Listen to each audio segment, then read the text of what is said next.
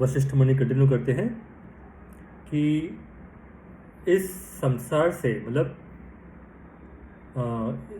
जो जन्म मरण का बार बार चक्रव्यूह है, इससे अगर तुमको परे जाना है, इस महासागर को तुमको क्रॉस करना है, तो खाली एक ही तरीका है।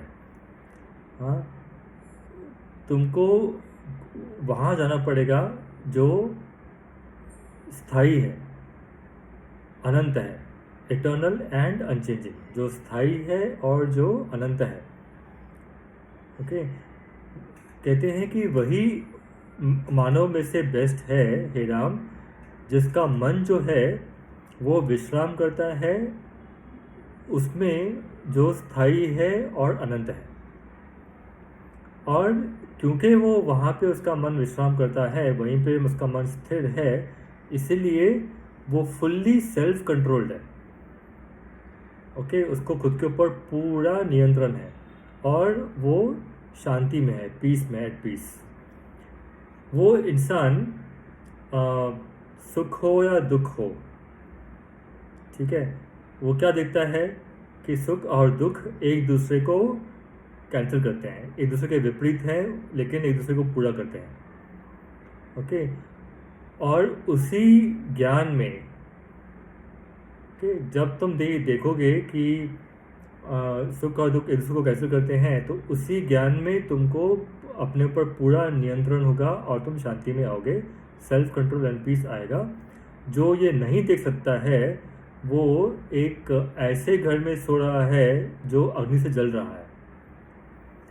वो इंसान जिसको अनंत का और स्थायी का ज्ञान आता है, वो इसी संसार में, इसी दुनिया में रहते हुए भी फ्री है, मुक्त है, और वो फिर पैदा नहीं होता अज्ञान में। किसी को शायद संशय हो सकता है, ओके, कि एक ऐसा भी सत्य अस्तित्व में है क्या जो अस्थायी है, या जो स्थायी है, सॉरी, जो स्थायी सत्य है वो है भी या नहीं। अच्छा, अगर वो नहीं भी होगा ना, तो भी अगर तुम इस जीवन के स्वभाव के बारे में तुम खोजोगे, तो तुमको तो कोई तकलीफ नहीं होगी, तुमको तो कोई नुकसान तो नहीं होगा।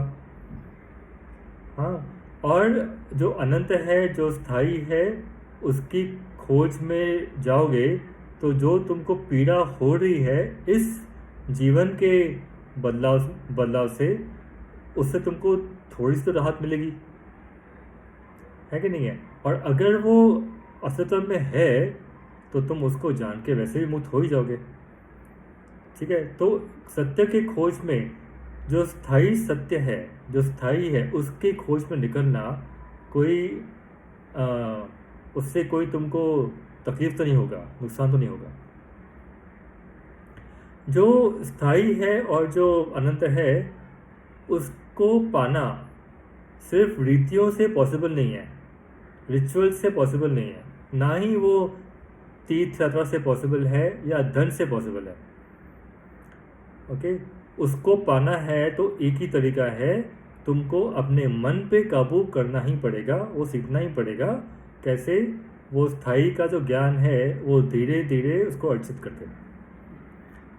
इसलिए सब लोग, चाहे वो भगवान हो, देवता हो, है ना, राक्षस गण हो, जो भी हो, या इंसान भी हो, उन्हें वो खोजना चाहिए, चाहे वो चल रहा हो, गिर रहा हो, बैठ रहा हो, सो रहा हो, उठ रहा हो, जो भी है। ओके, उसको अपने मन के ऊपर काबू और सेल्फ कंट्रोल, खुद के ऊपर नियंत्रण करना सीखना ही होगा, और वही ज्ञान के, विजडम के फल है। जब मन शांत है, शुद्ध है, स्थिर है, ओके, और माया से मुक्त है, ठीक है, वो किसी में अटका हुआ नहीं है, और राग या क्रेविंग से मुक्त है, ओके, तो ना वो किसी की चाह रखता है, ना किसी को रिजेक्ट करता है। इसी को कहते हैं सेल्फ कंट्रोल, या खुद के ऊपर नियंत्रण, या मन के ऊपर विजय। ओके, तो सेल्फ कंट्रोल, वो सेल्फ कंट्रोल क्या है? वो जो 4 द्वारपाल थे उसमें से ये एक है। ये 4 द्वारपाल मोक्ष के मार्ग के। ठीक है। जो कुछ भी अच्छा है या पवित्र है, अच्छा या पवित्र है, वो सेल्फ कंट्रोल से ही निकलता है। हम्म। और सेल्फ कंट्रोल से जो तुम्हारे अंदर का राक्षस है, ओके, वो भी दूर जाता है। All evil is dispelled by self control. Okay. इस दुनिया में कोई भी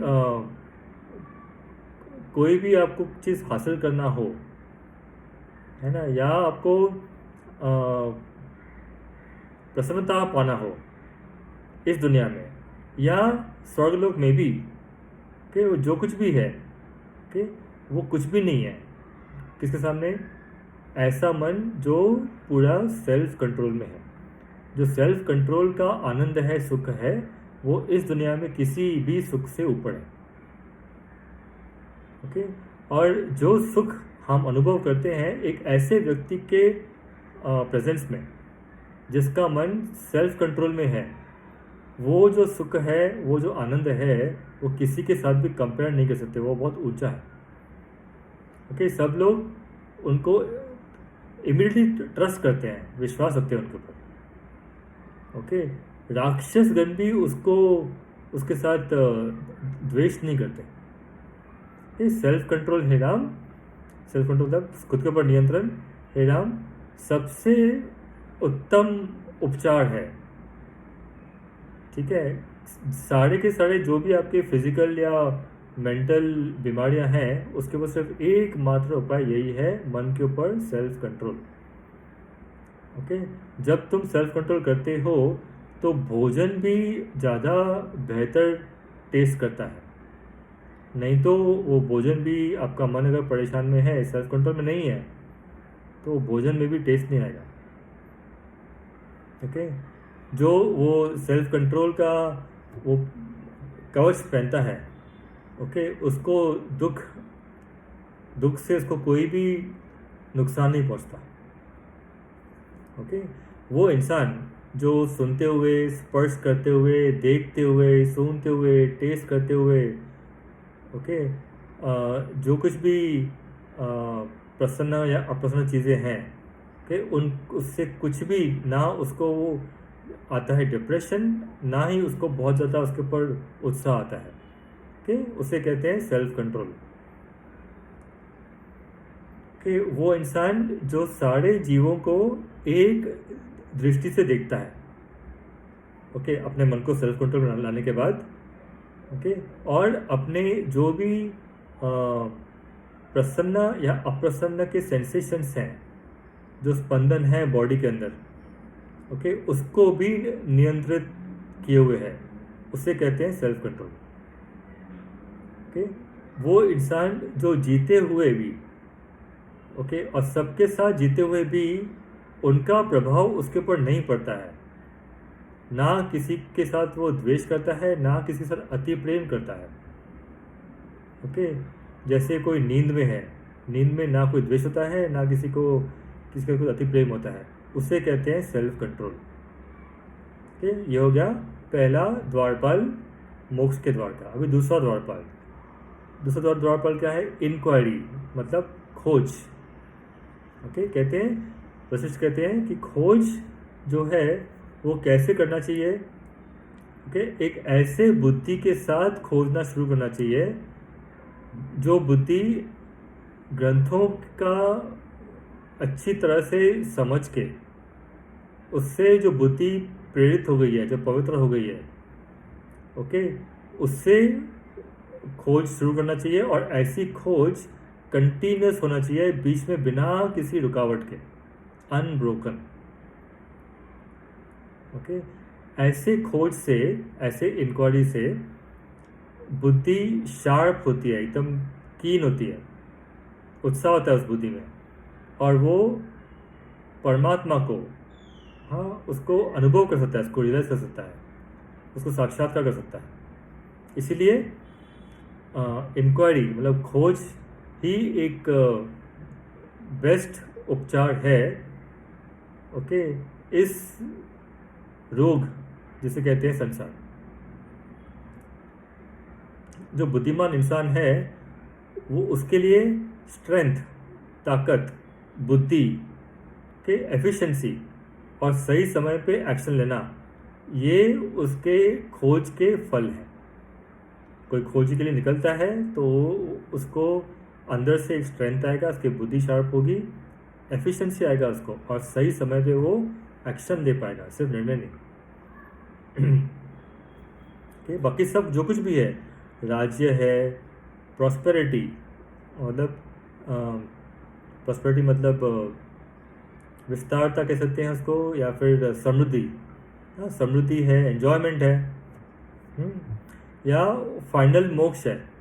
वो सब कुछ जो है ना वो इसी खोज खोज खोज करने के भाव का फल है। ओके, जो खोज करने की इच्छा है, स्पिरिट है, हाँ, उससे ओके जितने भी यहाँ पे दुनिया में होते हैं ना वो कैलेमिटीज़, मतलब जो भी होते हैं प्रॉब्लम्स, क्या उससे एक प्रोटेक्शन है। ठीक है, देखो कोई कोई मंदबुद्धि इंसान है, कोई फूलिश इंसान है जो सोचता नहीं आता, ओके, वो एक दुर्घटना आई तो खो गया उसमें, है ना। लेकिन जो खोजता है, जो जो खोजी है, उससे वो बच के रहता है। ओके, अगर ऐसे इंसान है जिसके मन में खोजने का भाव ना हो, उसके मन में होता है डलनेस। ओके, जैसे चंद्र के जो शीतल किरण है, ओके, वो अगर कोई छोटा बच्चा कोई इमेजिन कर रहा है ऐसे कोई भूत प्रेत का, तो वो एक वो एक होता है वेपन बनाता है ना। तो एक चंद्र की शीतल किरण में उसको कुछ कुछ दिखाई देगा, है ना। तो वैसा होता है, अगर आपके अंदर खोजने का भाव नहीं है ना, तो आपका मन एकदम डल हो जाता है। ओके, तो ऐसा इंसान, ऐसा मूर्ख इंसान जिसको खोजने की कोई इच्छा नहीं है, उसके अंदर दुख का एक गोडाउन है, स्टोर हाउस है।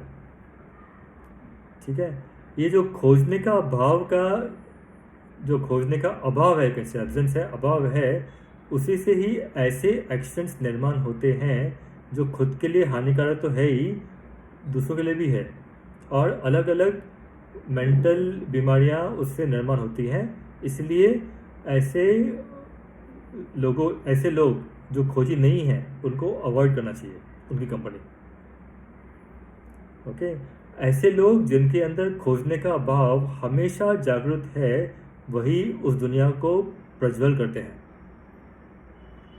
ओके, और जो भी उनके कांटेक्ट में आते हैं, उनको भी आ, वो लाइट मिलती है ज्ञान की, है ना। और उनके अंदर जो भी अज्ञान अज्ञान के भूत प्रेत हैं, वो भी खत्म हो जाते हैं, है ना। और वो उनको समझ आ जाता है इवेंचुअली, हाँ, कि ये जो इंद्रियों का सुख है और इंद्रियों के ऑब्जेक्ट्स का जो सुख है, वो सबसे बड़ा असत्य है। ठीक है, हे राम, जो खोजने का वृत्ति है, लाइट है, ओके, उस प्रकाश में, जो खोजने का प्रकाश है, उस प्रकाश में ही तुम अनंत और स्थायी को, तुम उसको आत्मा साक्षात्कार कर सकते हो। ओके, यही सबसे उच्चतम है।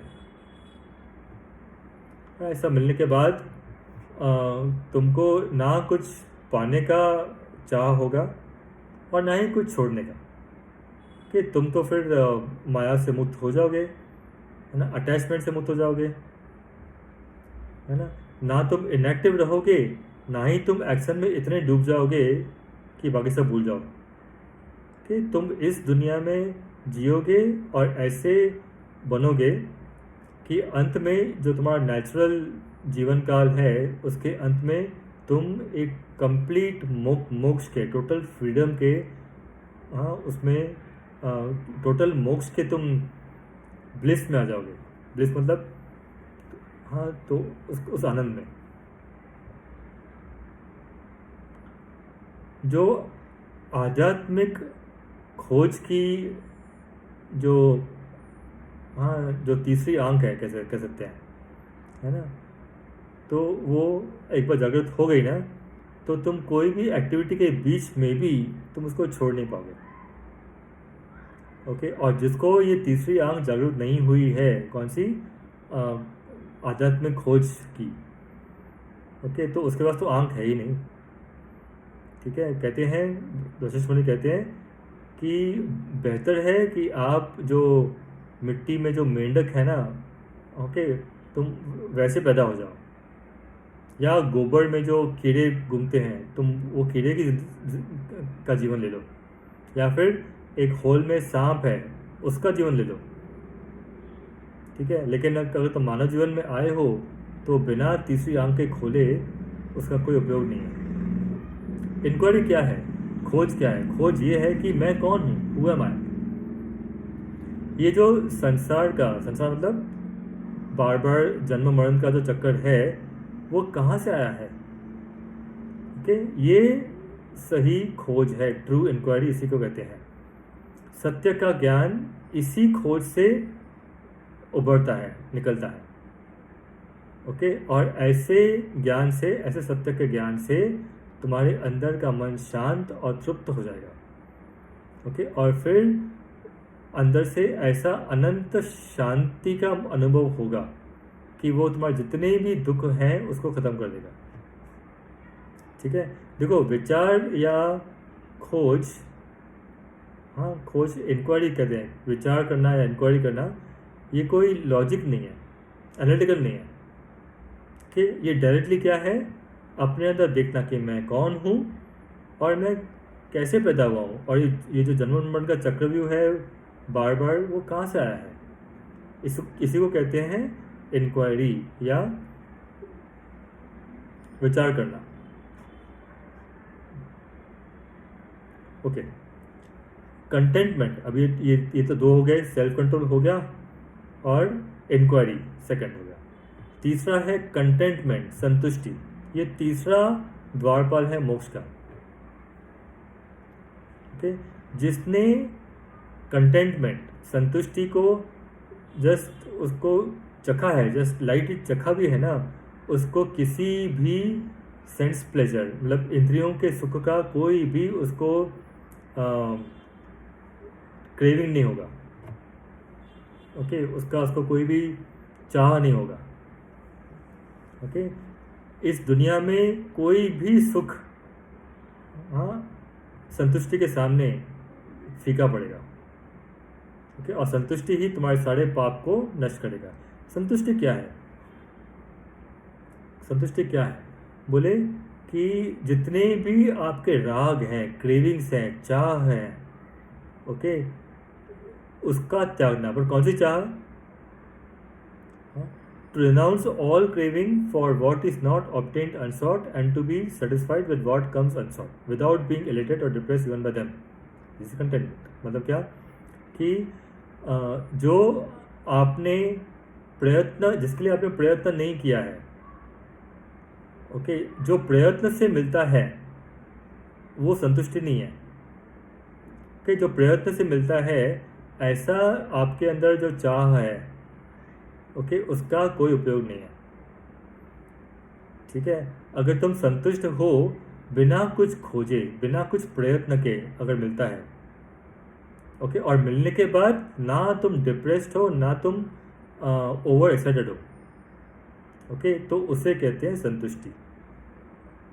वेरी क्लियर डेफिनेशन है ना, कि तुमको,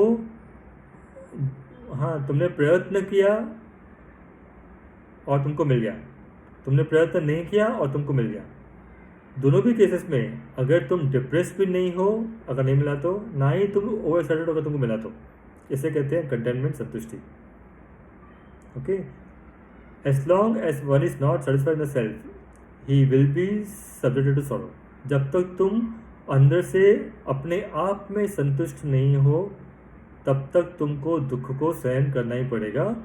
और जैसे ही संतुष्टि ऊपर उठेगी तो तुम्हारे हृदय में जो पवित्रता है वो फूलेगा।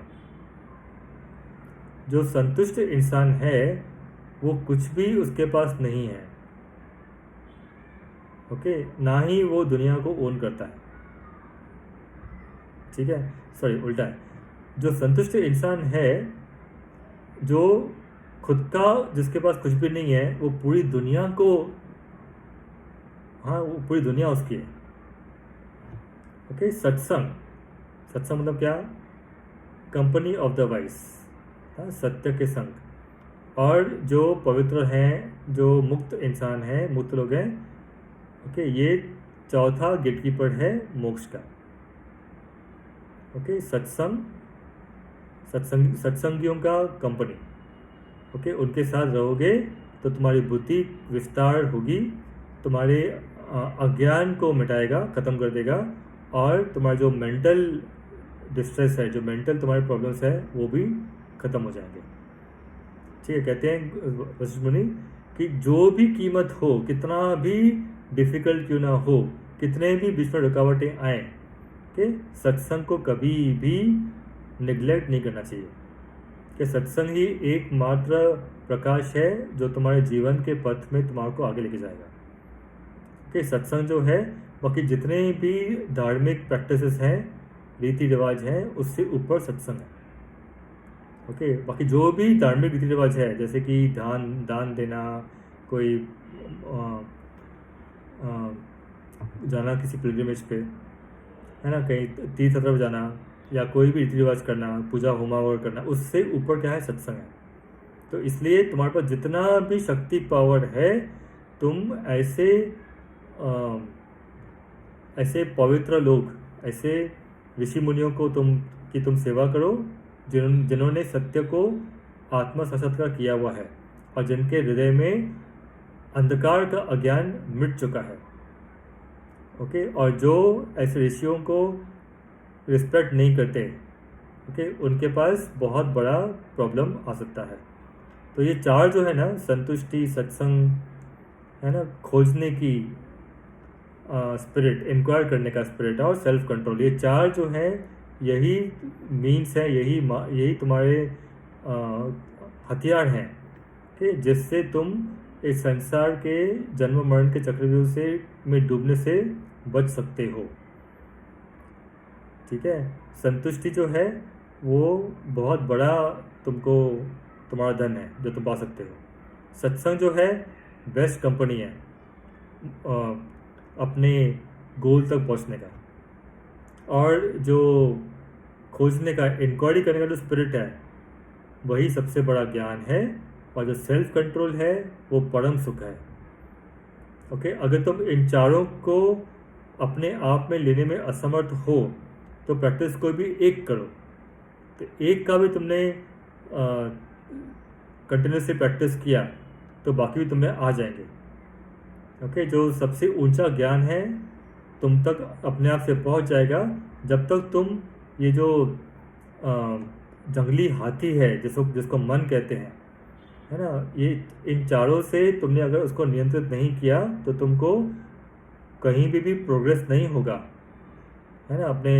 अपने जो तुमको परम सुख, परम अंत पहुंचना है, तुम नहीं पहुंच पाओगे। कि तुम भगवान भी बन जाओ, देवता भी बन जाओ, या पेड़ बनो, तुमको कुछ फर्क नहीं पड़ेगा जब तक तुमने वो मन को नियंत्रित नहीं किया है। इसलिए हे राम, अपने पूरा ताकत लगाओ ये जो दैवी गुण है इसको पाने के लिए। जय गुरुदेव। फिर कल बात करते हैं कि ये गुण को कैसे अपने अंदर लाना है।